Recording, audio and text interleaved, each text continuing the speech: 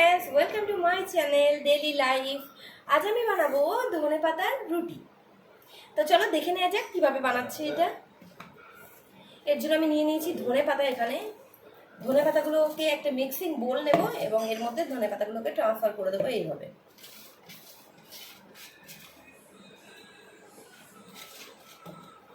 Transfer করা হয়ে গেল। এর মধ্যে দিয়ে রাখবো অল্প কিছু পুদিনা পাতা। পুদিনার গন্ধটা অনেকটা স্ট্রং হয়, এই জন্য আমি অল্প কিছু ইউজ করলাম। এই যে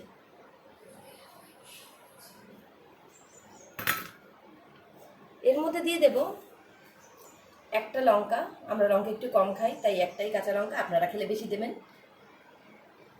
3 টুকরো আদা, 4-5 কোয়া রসুন,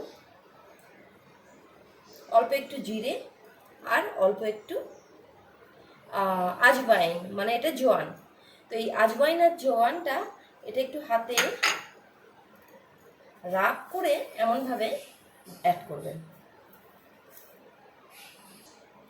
এবার আমরা মিক্সিং বোলটা চালিয়ে নেব, মিক্স করে নেব।